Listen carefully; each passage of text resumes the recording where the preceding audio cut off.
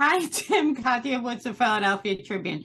Boy, am I glad you are coming out with this film because you know what? We just had a nice little chat with the young folks, and someone said a scandalous remix, which I refuse to repeat on air.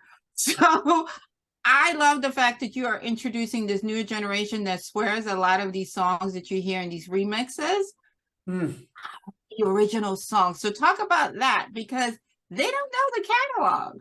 No, it's true. They don't.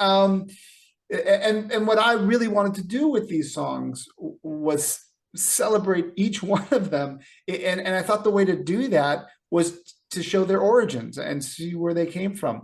I think we all have the master of Lean on Me and Ain't No Sunshine. And I think we have the masters of Mothership and Dim All the Lights. I was fascinated with the journey to get there. I thought that was a much more interesting experience for us to get a look into and see how art is created, how stories are made. And so my effort to celebrate these extraordinary songs in this remarkable catalog was to give us a journey to the end, but celebrate the beginning. And even if you look at like Love to Love You, which I think we played like 7 or 8 times, each time you hear it, we're showing how it's evolving on the way to ultimately become the song that we know it as. But this gave us hopefully a different appreciation for how these songs are crafted. I mean, that the scene with the great Lettucey playing Gladys Knight, to sort of see how a song is actually crafted by an incredible, talented songwriter. I thought was a really interesting and important story to tell.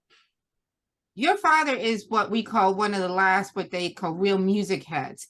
Labels being run by music people. Let's not get into that part. But the fact that, because I think that was a huge thing. He was a songwriter and artist himself, so he understood that part of the business, some of the hang-ups. Talk about that, because I don't think he gets enough credit, because a lot of people do that shorthand, like, oh, it's a disco label. I'm like, it was so much more, and your father was really a musical genius in his own right.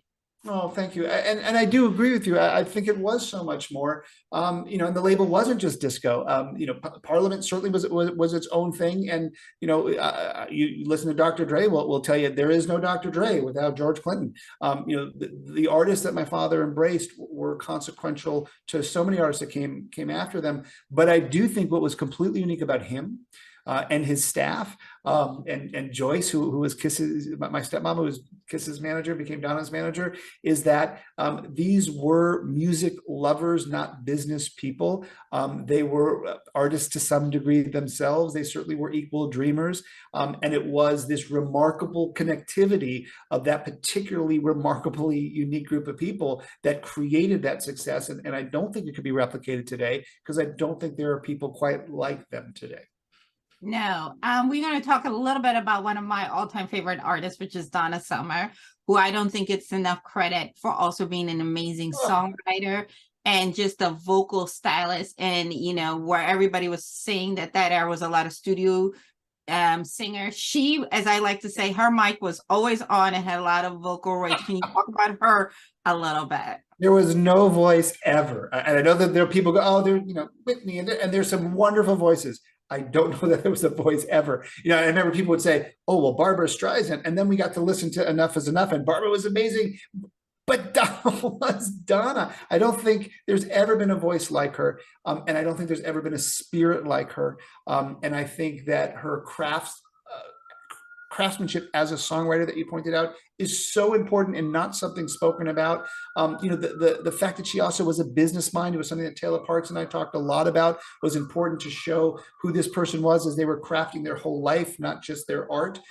She was an amazing human being, an amazing life force. I miss her dearly. She did help me as I was crafting the movie before her passing, to talk about the things that she felt were important as well. And her daughters and her husband continue her legacy beautifully. Absolutely. Love this work, and thank you for bringing back the good old times. Have a good one. Thank you so much.